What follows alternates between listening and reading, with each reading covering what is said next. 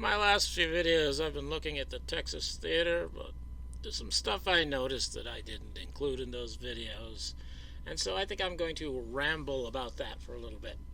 This is a photo taken inside the theater during the struggle with Oswald. And to me, this photo is a bit mysterious. For one reason, I don't know who took it. I've heard vague stories about photography inside the theater. I think it was Ron Ryland or somebody like that who said he took photographs or movies inside but had the wrong lens or film or something. It was a vague story, so I don't blame myself for not remembering it correctly. And then some police officer somewhere, I think I need to research this a little more, said that there was some foreign person in there who took photographs. I don't know who that would be. Apparently it's not MacCammon who took the photo outside. But anyway, somebody took at least one photograph inside, and this is it.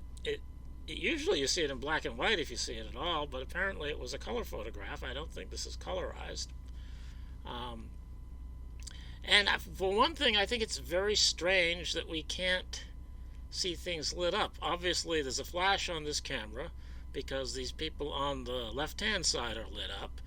It's possible, I suppose, that the flash is on the side of the camera and they're blocking it so it doesn't get to the other side of the frame. But I don't think that's very convincing because the shadows are cast downward and from the left. So I think probably the flash should be high enough that you'd be able to see other people. And in the black and white version here, you can see Paul Bentley is far more lit up than in the color version. And even Gerald Hill here. Well, Gerald Hill's body might explain why you can't see some over there. But he doesn't show up at all in the color photo. Anyway, that seems a little strange to me, though I suppose that could be a photo finishing issue.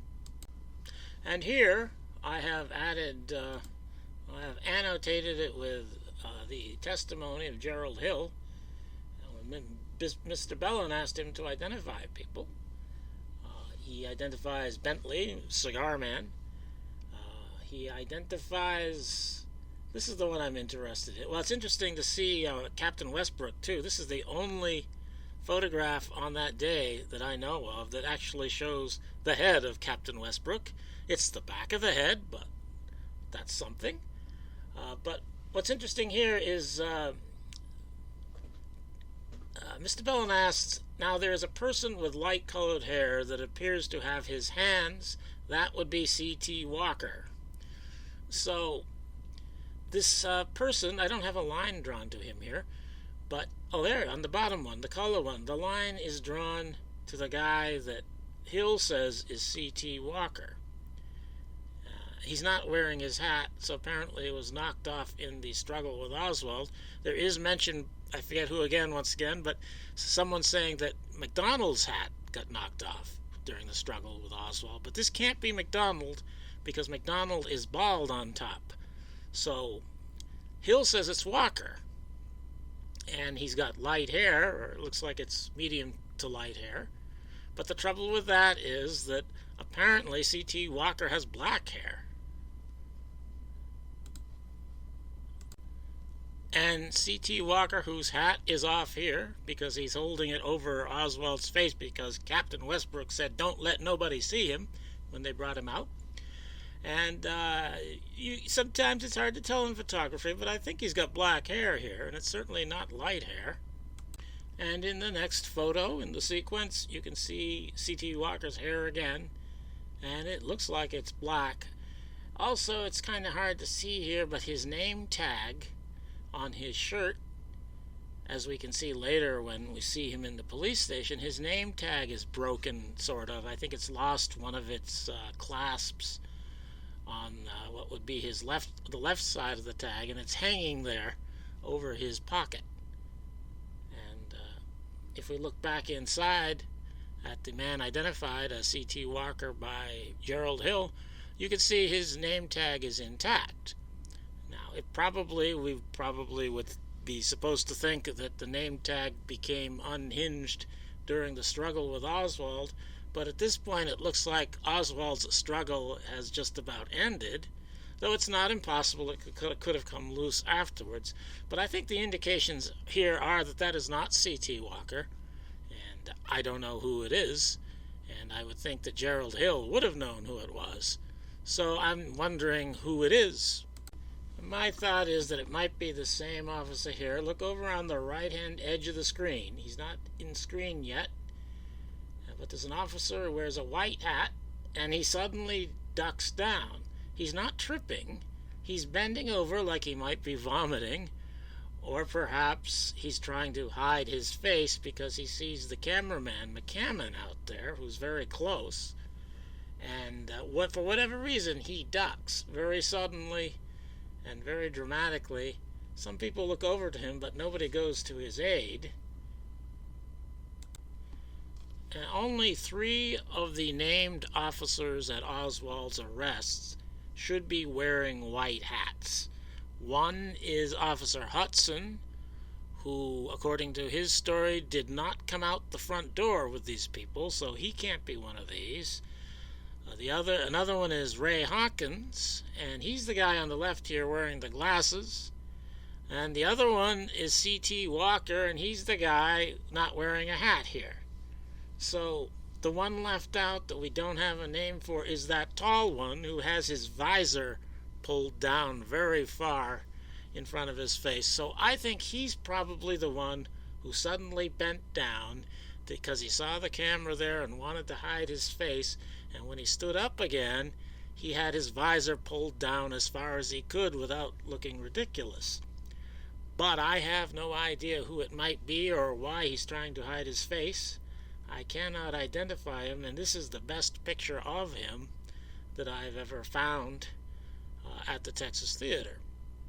So that's that. And one last loose end I'll deal with here involves Ray Hawkins. On the right, you can see his story in this April 3rd statement where he says that he did not ride in the car that they put Oswald into, that he stayed at the Texas Theater to direct traffic and do some other things, and then eventually he went back downtown.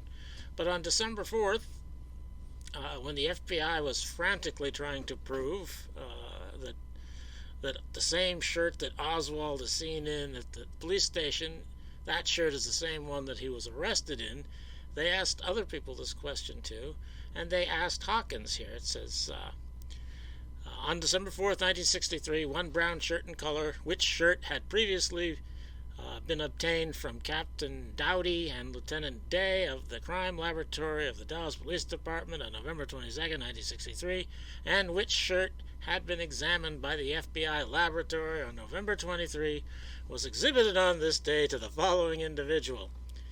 Ray Hawkins stated, after viewing this shirt on December 4th, 1963, that this was positively the shirt that Lee Harvey Oswald was wearing at the time he was arrested on November 22nd, following the shooting of Officer J.D. Tippit of the Dallas Police Department. Hawkins stated that he was a patrolman with the Dallas Police Department and participated in the arrest of Oswald on November 22nd. Hawkins related that he accompanied Oswald to the office of Captain Will Fritz of the Dallas Police Department, and that at no time was this shirt removed from Oswald until he was turned over to Captain Will Fritz.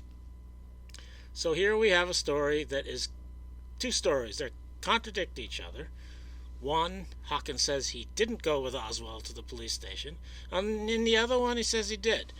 Now, I don't know if Hawkins is lying. I suspect the FBI just made this up because they wanted to prove that they didn't change Oswald's shirt.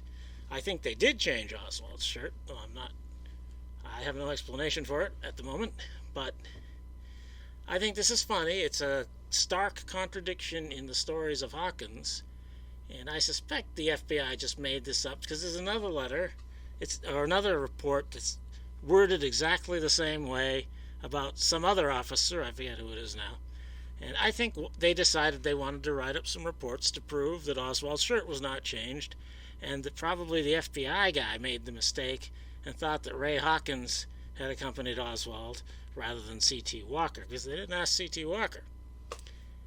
Anyway, I left this stuff out of the video because I didn't have explanations for it. But I thought it might be fun to point this out to anyone who might be interested.